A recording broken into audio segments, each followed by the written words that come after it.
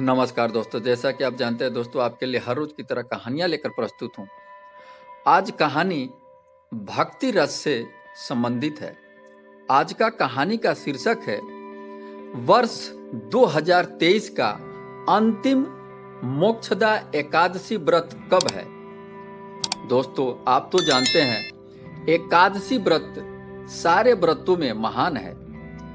मोक्षदा एकादशी यानी यह व्रत मोक्ष को देने वाला है तथा चिंतामणि के समान सब कामनाएं को पूर्ण करने वाला है, जिससे आप अपने पूर्वजों के दुखों को खत्म कर सकते हैं। इस बार मोक्षदा एकादशी 22 दिसंबर 2023 को मनाई जाएगी। इस दिन गीता जयंती भी मनाई जाती है।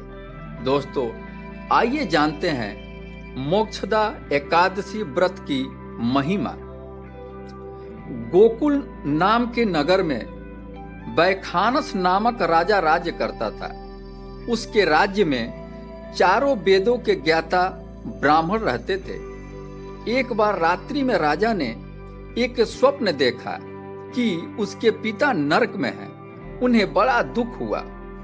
पुनः वह राजा विद्वान ब्राह्मणों के पास गया और अपना स्वप्न सुनाया और कहा, मैंने अपने पिता को नरक में कष्ट उठाते देखता हूं तो मुझे बड़ा कष्ट होता है। उन्होंने कहा कि हे पुत्र, मैं नरक में पड़ा हूं, यहां से तुम मुझे मुक्त कराओ। तब से मैं बहुत ही बेचैन हूं। मुझे इस राज्य में धन, पुत्र, स्त्री, हाथी आदि में कुछ भी सुख प्रतीत नहीं है। क्या करूं? राजा ने कहा, हे ब्राह्मण, इस दुख के कारण सारा संसार मुझे नग्न दिखाई दे रहा है। कृपया करके मुझे कोई तप, दान, व्रत आदि ऐसा उपाय बताइए कि जिससे मेरे पिता को मुक्ति मिल जाए। ब्राह्मणों ने कहा, राजन, यहाँ पास ही में भूत, भविष्य, वर्तमान के ज्ञाता पर्वत ऋषि का आश्रम है। आपकी समस्या का हल वो जरूर करेंगे। ऐसा सुनकर राजा मुनि के आश्रम पर गया। उस आश्रम में मुनि तपस्या कर रहे थे। मुनि ने राजा से सकुशलता पूछी। राजा ने कहा, सब कुशल है आपके आशीर्वाद से, परंतु मेरे पिता के उद्धार का कोई मार्ग बताइए। पर्वत ऋषि बहुत ही ज्ञानी थे। उन्होंने सब कुछ देखकर राजा को बताया कि आपके पिता भविष्य में बहुत पाप किए हैं, जिसके कारण उनको नरक प्राप्त हुआ है।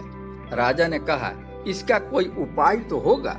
मुनि बोले, हे राजा, आप मार्गशीर्ष महीना में मोक्षदा एकादशी है, उसका उपवास करो और उस उपवास के पुण्य को अपने पिता को संकल्प कर दें। इसके प्रभाव से आपके पिता को अवश्य ही नरक से मुक्ति मिल जाएगा। इस प्रकार राजा ने मोक्षदा एकादशी व्रत किया।